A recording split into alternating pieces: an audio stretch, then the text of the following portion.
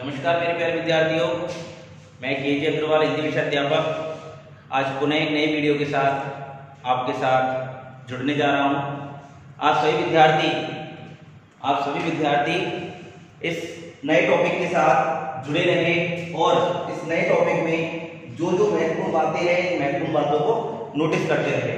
तो देखिए, हमारा आज का नया टॉपिक है हमारी सृजन पुस्तिका का पाठ 1, जिसका नाम है भय, जो कि गद्य भाग के अंतर्गत दिया गया है। गद्य भाग के अंतर्गत शामिल किया गया है भय। देखो, पाठ 1 भय जो आपके सामने मैंने यहां पर लिखा है, इस पाठ के लेखक है आचार्य रामचंद्र शुक्ल। आचार्य रामचंद्र शुक्ल। आचार्य रामचंद्र शुक्ल एक बहुत ही बड़े हिंदी गद्यकार है, जिन्होंने हिंदी साहित्य में काफी रचनाएं अपनी प्रस्तुत की है, जिनमें उनके निबंध, उपन्यास, कहानी, नाटक ये बड़े ही महत्व रखते हैं। इसी प्रकार से हम इनके द्वारा लिखित एक लघु निबंध भय को यहां पढ़ने जा रहे हैं। यह रचना कैसी है? निबंध रचना है, मतलब कोई कहानी नहीं है, कोई नाटक नहीं है, कोई उपन्यास नहीं है। यह आचार्य रामचंद्र शुक्ल का एक लघु निबंध है, जिसका नाम क्या है? भय। भय पाठ के अंतर्गत हमें कौन कौन से प्रकरणों पर ध्यान देना है, उनके विषय में आप ध्यान से सुनेंगे। भय पाठ के अंतर्गत सबसे पहले हम देखेंगे भय की परिभाषा। भय की परिभाषा। फिर दूसरा देखेंगे हम भय के प्रकार। भय के प्रकार। फिर हम देखेंगे भय एवं क्रोध। भय एवं क्रोध। फिर हम देखेंगे आशंका। फिर हम क्या देखेंगे? आशंका। इस प्रकार से हम भय निबंध के अंदर भय की परिभाषा देखेंगे, भय के प्रकार देखेंगे, भय कौन कौन से प्रकार के होते हैं, भय एवं क्रोध में क्या अंतर होता है, भय और क्रोध में क्या अंतर होता है, और एक हम देखेंगे आशंका कि आशंका किसे कहते हैं और आशंका किस प्रकार की मनोवृत्ति के कारण से उत्पन्न होती है। यस, सबसे पहले हम इस पाठ के अंतर्गत भय की परिभाषा के बारे में जानेंगे। भय कहते किसे है? भय कहते किसे है? तो भय कहते हैं, आपको पता है, जनरली में बात करूं भय की आपसे, जनरली में आपसे भय की बात करूं तो भय हमें हमेशा नित्य प्रतिदिन किसी ना किसी कारण से हमारे मन में उत्पन्न होता रहता है। आज मैं हूं, मैं किसी भी कारण से भयभीत हो सकता हूं, आप हो, आप किसी भी कारण से भयभीत हो सकते हो। अगर मैं छोटा सा उदाहरण की बात करूं तो जैसे भूतों का डर।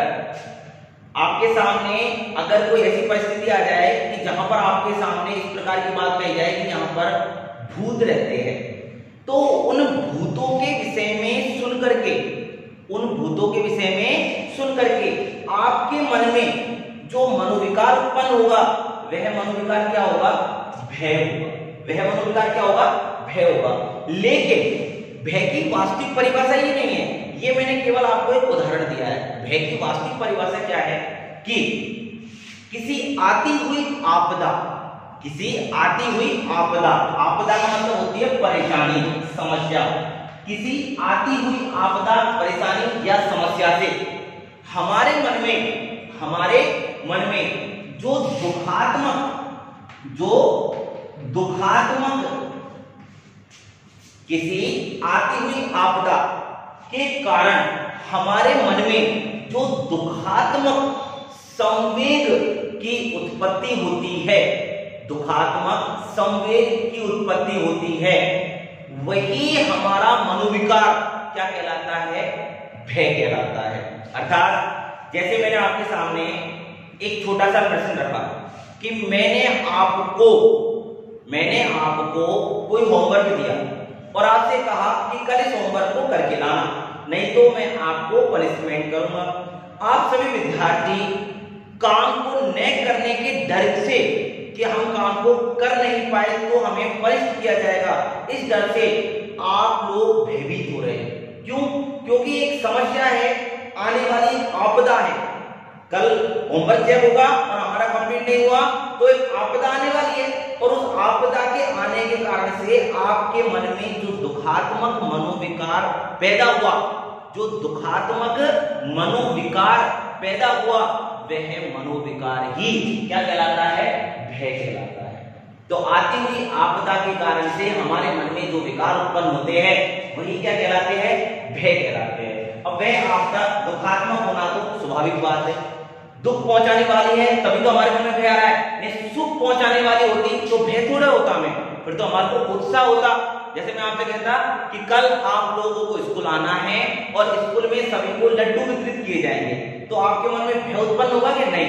किसी आने वाली सुखात्मक बात से हमारे मन में जो विकार उत्पन्न होता है उसको तो क्या कहते हैं? उत्साह कहते हैं। उसको क्या कहते हैं? उत्साह। तो वो हमें नहीं जानना है, अभी हमारा ध्यान होना चाहिए केवल भय पर।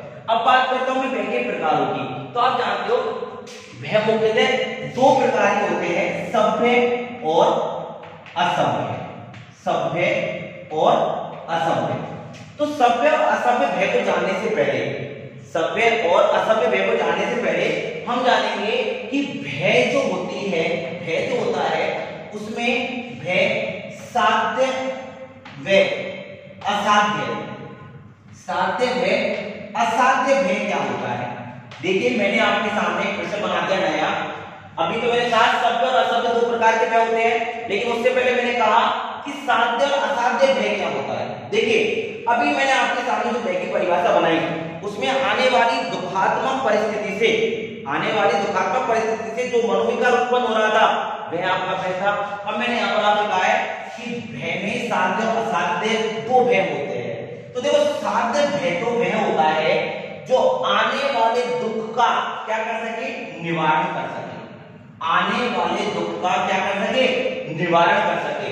मतलब मेरे पास कल समस्या आने वाली है और मैंने क्या किया? होमवर्क कर लिया, तो मैंने निवारण कर दिया, तो अब मुझे भय की आवश्यकता नहीं है, डरने की आवश्यकता नहीं है। तो जो व्यक्ति उस भय का निवारण ढूंढ लेता है, जो व्यक्ति उस भय का निवारण ढूंढ लेता है वो तो होता है साध्य भय। और जो व्यक्ति उस समस्या में केवल और केवल डरता रहता है और उसका निवारण नहीं ढूंढ पाता है, जो व्यक्ति केवल समस्या से जूझता रहता है और उसका निवारण नहीं निकाल पाता है, वह भय कौन सा होता है? असाध्य भय होता है। वह भय कौन सा होता है? असाध्य भय होता है। मेरे प्यारे विद्यार्थियों, मैंने अभी तक आपको समझाया है कि पाठ 1 गद्य भाग का भय चैप्टर हम शुरू करने जा रहे हैं, जिसके लेखक है आचार्य रामचंद्र शुक्ल, जो कि बहुत ही बड़े एक गद्यकार है। इनका इस पाठ के अंदर एक निबंध रचना है। इसकी परिभाषा मैंने आपके सामने भी प्रस्तुत कर ही दी है। इसके बाद मैंने आपको प्रकारों को बताने के लिए शब्द और अशब्द दो प्रकारों के नाम लिख दिए हैं। इनको समझाने से पहले मैंने भय के दो रूप आपके सामने प्रस्तुत किए हैं, एक साध्य भय और एक असाध्य भय।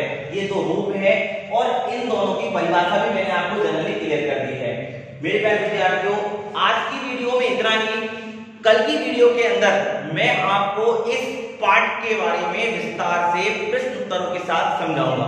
बस आप लोगों से इतना ही कहना है कि आप सभी विद्यार्थी इन सारी बातों को रफली अपनी कॉपी में नोट डाउन कर ले। कल हम इन प्रकरण का पूर्णतः विस्तृत से चर्चा करेंगे। आज के लिए धन्यवाद।